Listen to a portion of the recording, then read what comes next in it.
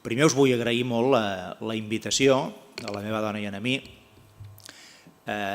També a en Miquel Torres, no només en aquest cas agrair-li que ens hagi... Hi ets o no hi ets, per cert? Hi ets.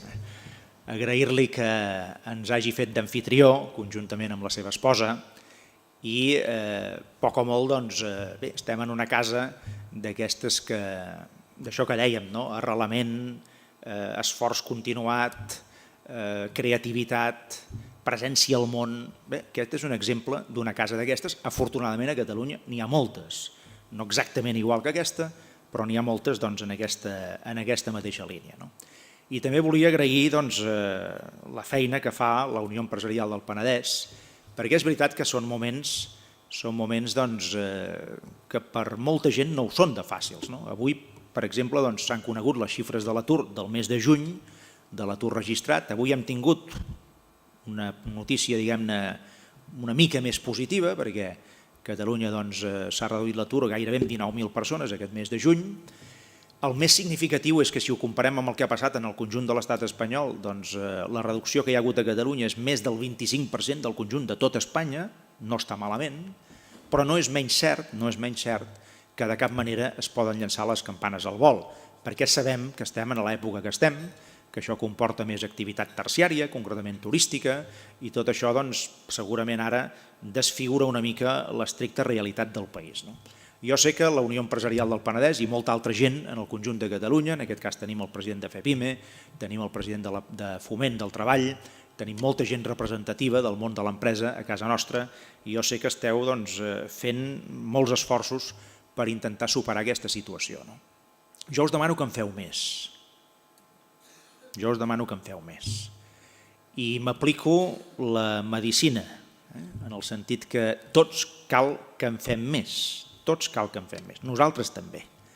Jo, per exemple, aquests darrers mesos, el que més he fet de manera molt destacada són actes com aquest i sobretot actes d'estar molt present a tot el territori català al costat de tota aquella gent que en aquest moment tenen algun projecte.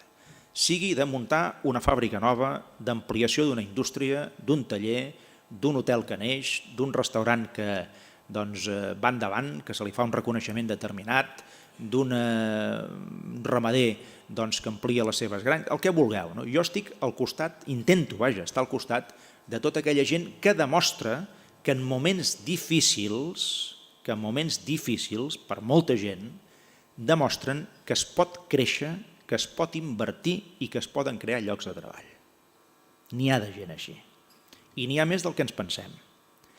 I per tant us demano una mica més. I ens demanem nosaltres també més esforç per aconseguir donar-li la volta en aquesta situació que, segons com, si la convertim en una oportunitat, podem, diguem-ne, sortir-ne, com es deia abans, fins i tot relativament enfortits. Ja sé que hi ha molta gent que haurà quedat pel camí, i és una desgràcia, perquè és molt fàcil destruir teixit empresarial i molt difícil tornar-lo a fer brotar. Això és veritat.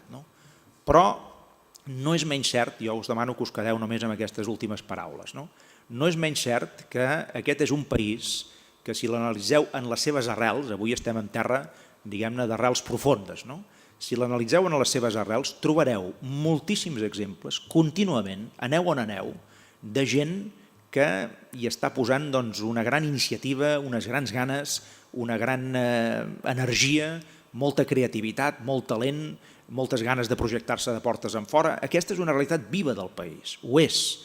I jo, com que la veig, la noto cada dia, cada setmana, cada mes, la palpo, la puc palpar, la toco molt directament, jo el que us vull és transmetre, tot i aquestes dificultats, que són molt grans, enormes en alguns casos, però jo, malgrat això, us vull transmetre un senyal d'allò que en podríem dir autoconfiança en les pròpies possibilitats que té el nostre país, que, insisteixo, són moltes i en qualsevol cas us agraeixo que amb la vostra feina de cada dia hi contribuïu d'una manera important i d'una manera decisiva. Moltes gràcies.